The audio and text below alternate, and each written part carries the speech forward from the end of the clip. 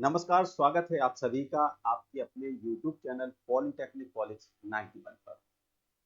प्राविधिक शिक्षा परिषद उत्तर प्रदेश में यदि आप प्रैक्टिकल देते हैं तो प्रैक्टिकल देते समय कुछ महत्वपूर्ण इंस्ट्रक्शन दिशा निर्देशों का पालन पालन करना अति आवश्यक होता है। यदि आप इन दिशा निर्देशों का पालन नहीं करते हैं तो आपके 1 या 2 नंबर कट जाते हैं, जो कि काफी महत्वपूर्ण होते हैं। यदि आपके 5 प्रैक्टिकल हैं तो आपके 5 नंबर चले गए। यदि आपने थोड़ी सी भी गलती करते हैं तो यदि यही 1 या 2 नंबर यदि आपके कट जाते हैं, जो आपके परसेंटेज पर, ओवरऑल परसेंटेज पर बहुत सारे इफेक्ट को प्रदर्शित करते हैं।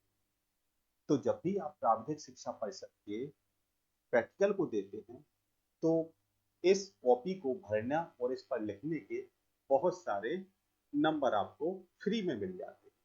क्या दिशा निर्देश हैं उनको देखते हैं। सबसे पहले जब आप इसको देखेंगे तो इसमें आपके पेज दिए होंगे 1, 2, 3, 4, 5, 6, 7 और 8 पेज होते हैं, जिसमें से पहला जो पेज है इसको आप छोड़ देंगे। यहाँ पर आप प्रैक्टिकल को लिखेंगे। ठीक है, तो देखिए यहाँ पर पहले दिया होगा, यहाँ पर प्राविधिक शिक्षा परिषद उत्तर प्रदेश, जो कि यहाँ पर हमने लिख दिया। सेकंड आता है प्रयोगात्मक परीक्षा प्रथम, द्वितीय, तृतीय, चतुर्थ, पंचम, ठीक है, और आपके षष्ठम। यहाँ पर आप ये सेमेस्टर दिए हुए, तो आपका जो भी सेमेस्टर है उस पर आपको क्या करना है, यहाँ पर टिक लगा देना है। पहला सेमेस्टर है तो पहले की जगह आपको टिक लगाना है, द्वितीय सेमेस्टर है तो दूसरी जगह आपको टिक लगाना है। इसके बाद आता है आपका वर्ष। वर्ष में यहाँ पर दिया होगा प्रथम वर्ष, ठीक है, द्वितीय वर्ष और तृतीय वर्ष।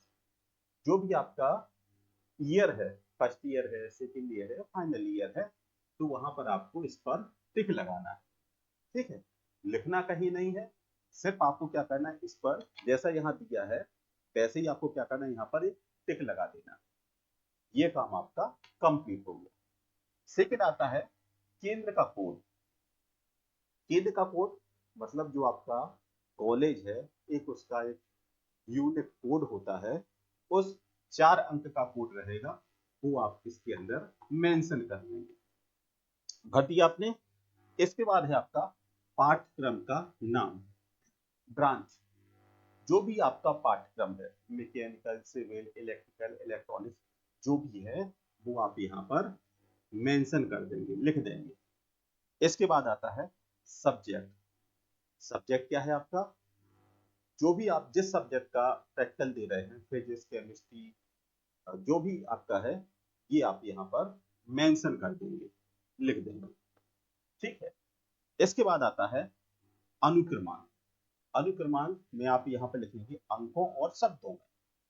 अंकों में आप यहाँ लिखेंगे जो भी आपके डिजिट हैं, 2, 3, 4, 5, 6, 7।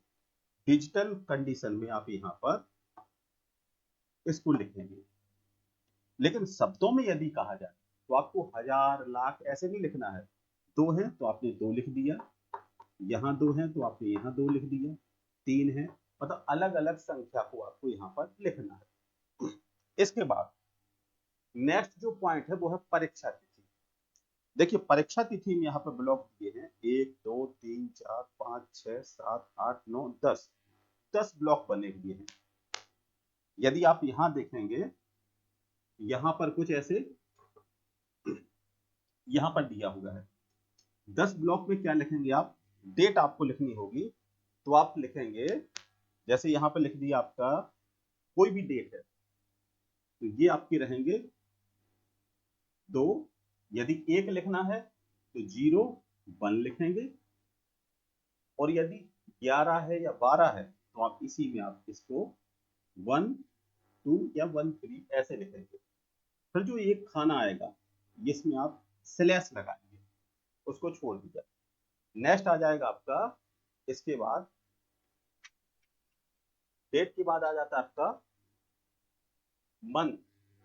मंथ में आपने क्या किया, जैसे कि आपका दिसंबर चल रहा है तो आपने यहाँ पर फिर लिखा 1 2 मंथ हो गया, ठीक है। इसके बाद फिर आप क्या करेंगे, फिर इसके बाद जो बचेगा ब्लॉक उसमें आपने स्लैश लगा, स्लैश लगाने के बाद फिर जो आपके 2025 है 26 है जो भी है, तो उन 4 खानों में आपको ऐसे लिखना है। ये तो रहेगा आपका परीक्षा तिथि। अब इसमें निर्देश क्या दिए हैं, परीक्षा में आवंटित प्रयोग और प्रयोगों का पूर्ण विवरण दें, जहां आवश्यक हो चित्र लाइन आरेख बनाएं। मतलब जहां पे लिखना है आप फिगर बना सकते हैं या कोई डायग्राम बना सकते हैं।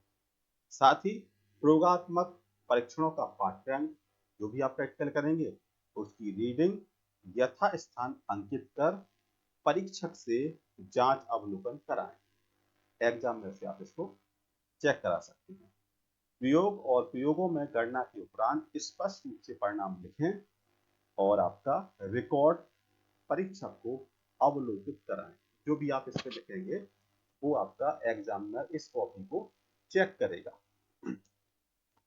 अब बात आती है कि आपको नंबर कैसे दिए जाएंगे, मोस्ट इंपॉर्टेंट। जैसा कि आप देख रहे हैं यहाँ पर एक कॉलम बना हुआ है, इस पर दिया है प्राप्त अंकों का विवरण, कैसे आपने अंकों को प्राप्त किया। यदि आपके प्रैक्टिकल 3 है, फर्स्ट सेकंड थर्ड, तो कितने अंकों के हैं और आपने कितने उसमें प्रैक्टिकल किए हैं और उनके नंबर। फिर आता है वाइवा, वाइवा के भी अलग से नंबर दिए जाते हैं। फिर इसके बाद रहेगा आपका वर्क, आपने क्या किया, जैसे अपनी प्रैक्टिकल फाइल बनाई है तो प्रैक्टिकल फाइल के भी इसमें नंबर चढ़ाए जाते हैं।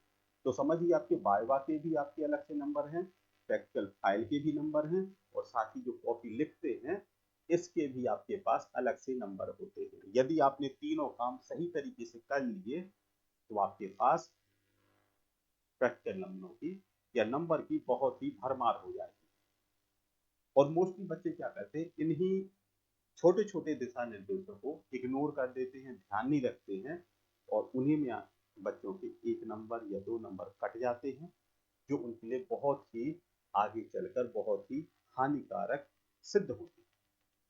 तो आशा करते हैं कि आप समझ गए होंगे कि प्राविधिक शिक्षा परिषद उत्तर प्रदेश की कॉपी को कैसे भरें और सही दिशा निर्देशों को कैसे पालन करें।